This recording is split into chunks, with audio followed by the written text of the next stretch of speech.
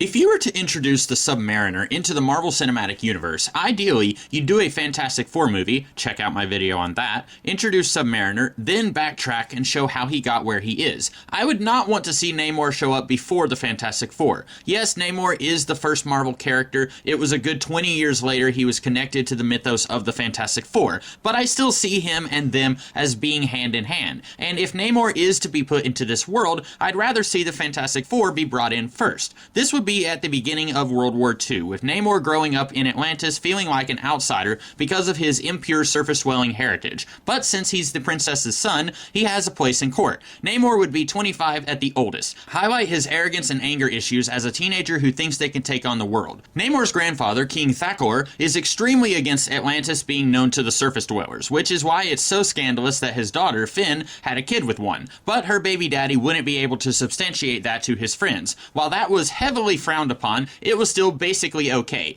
But Namor's existence being tolerated is one thing, being accepted is another. Namor's grandfather is getting older, and there's talk of who is going to take the throne when he dies. Namor's mother is unmarried, and there's rumors the common people might not appreciate her taking the throne after she brazenly made the beast with two backs with a surface dweller. But one of the King's Guard, Atuma, has made it clear he'd be willing to overlook Finn's discretions if she were to make him her imperial consort after her father's death. He could protect her family from any unruly elements that wouldn't support her rule, so he says, and he has the rest of the army behind his back too, so he says. Finn isn't keen on the idea, but remains courteous to Atuma to keep her options open politically. In the comics, Namor has a cousin, Namora, but she's not his cousin by blood, whatever that means. She named herself Namora, which means avenging daughter in Atlantean, and Namor means avenging son. You could have Namora here, though I'd call her Aquaria to minimize the confusion. Namor met her accidentally, and they formed a friendship based on their similar half-breed status. While Namor feels like an outsider and hates everybody, Namora is the opposite. She's half Atlantean, but she didn't have the protection of the royal family growing up. She's a street urchin, barely even noticed by society, and when she is noticed, she's greeted with contempt. Despite all this, she greets life with a smile and tries to teach the moody Namor he doesn't have to have the love and admiration of his people. There's so much to live for under the sea. Darling, it's better down where it's wetter under the sea. Namor uncovers a scheme by Atuma to assassinate Thakor. Atuma isn't even sure if Finn will accept his proposal. If they wait for Thakor to die, she might be prepared with her own plans that would thwart Atuma and his men. Atuma is secretly in contact with the German government,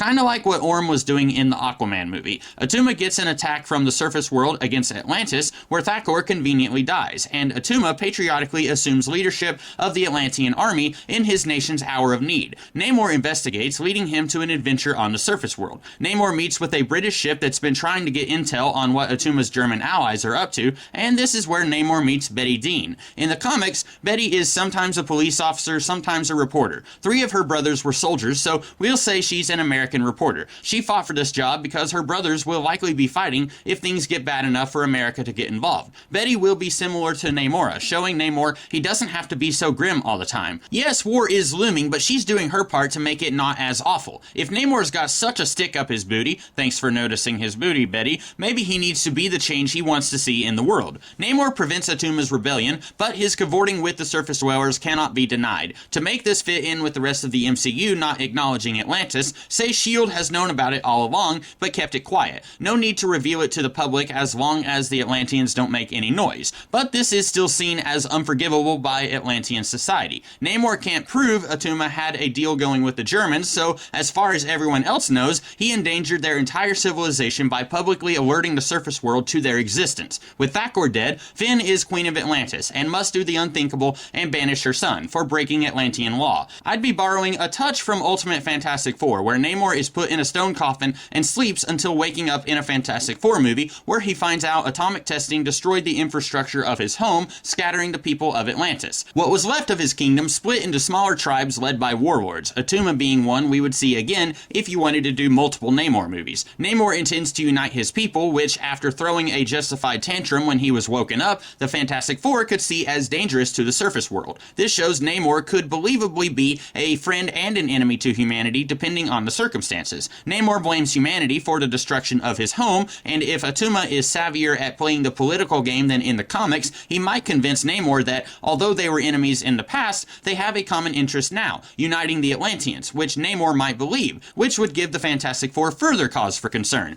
But he's not so villainous villainous you couldn't give him his own movie once again. He realizes Atuma is still treacherous, and this time you could add in the Tiger Shark, a human who had Atlantean DNA spliced into him to save his life. He could be similar to Namor, except he wants to be accepted by the Atlanteans, but they don't like him because he's too human, while Namor grew up among the Atlanteans and is seen as an abomination by humanity. Lots of potential story possibilities there. I don't know if we'll ever get a Namor movie in the MCU. If we do, it may be totally different than this. This is just what I wanted to see. I hope you guys liked this one, and if you did, I'll see you in the future with more videos. Until then, Imperius Rex!